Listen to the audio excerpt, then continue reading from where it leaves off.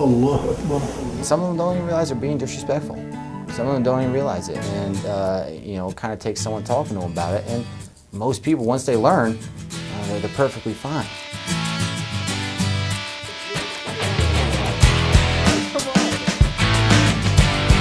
Specialist Arnold Mendez and PFC Chad Jacomovitz also claim that the U.S. Army hasn't done enough and needs to do more about religious discrimination within the U.S. military.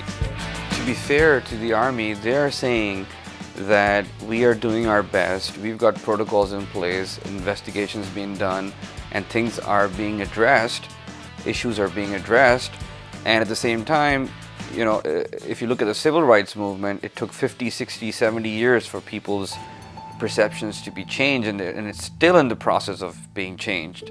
That's the Army's way of sweeping shit under the rug, just like I told you. Captain Arara says that even though protocols are in place to address such issues, but there's no guarantee that things like these won't happen again. Again, that falls under the cross-section of society, clause, I guess you could say. The fact is, if we try our hardest as a military to prevent that sort of stuff from happening. But you can't stop everybody. You can't, kind of have your eyes everywhere. We try our hardest, but it's just not possible. And some of them don't even realize they're being disrespectful. Some of them don't even realize it, and kind of takes someone talking to them about it. And most people, once they learn, they're perfectly fine. Oh, okay, I get it. I was being an idiot. I'm sorry.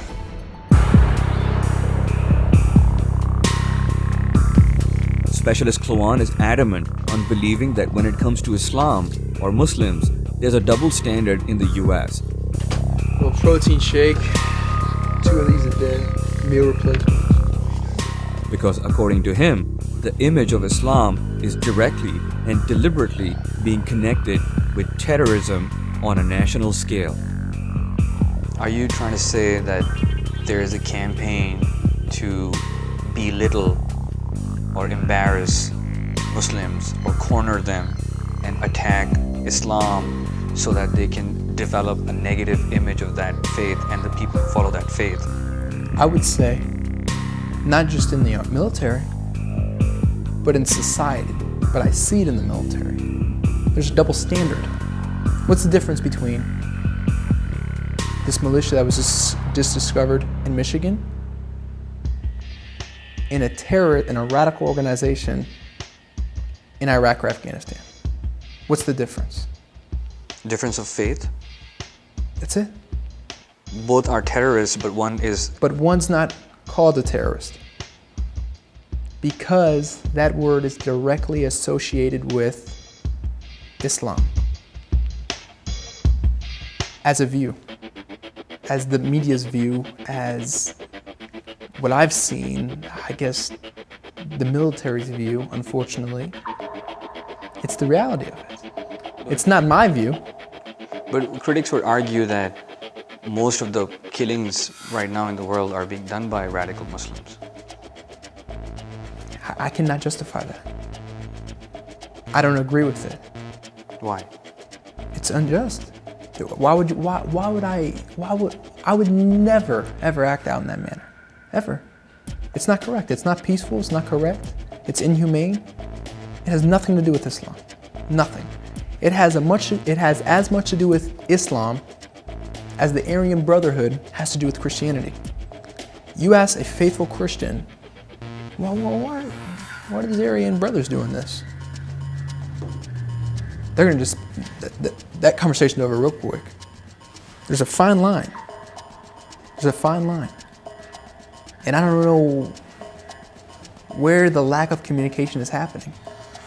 Because I know technically that we're fighting a war on terror. But I don't see terror as Islam. Islam is peace. Captain Arara argues that he relies on the soldiers and on the commanders like himself to create a comfortable atmosphere for all. We do have training set up, but really, we rely on the individual soldier. We rely on, commanders like myself to set up a command climate where soldiers can do that, where they have that dialogue to be able to talk to each other. As an American citizen, Specialist Mendez says it's demeaning to watch a battle buddy insulted like that. He wants something done about it. If we're not practicing what we preach, what are we saying to these nations? What are we saying to the rest of the world who's looking to us to lead, as the United States Army? Despite all the back and forth, despite all the bitterness, and despite what the odds are, Zachary says there's hope. One of the soldiers who was shot by Major Nadal actually sent you an email and tried to connect with you and understand what you're going through. Doesn't that show that even some people at the soldier level are not playing the same game? Absolutely. That's great. I know there's hope within the ranks. There is.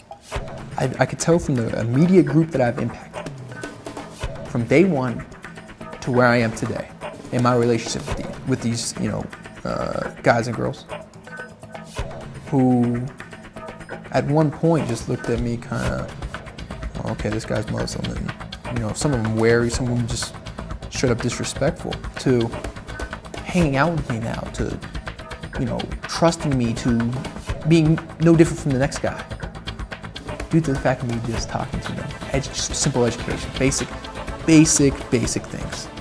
There is hope.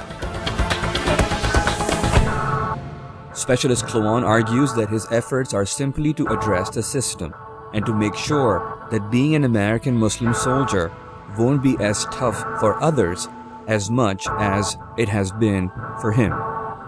Right now, things are difficult.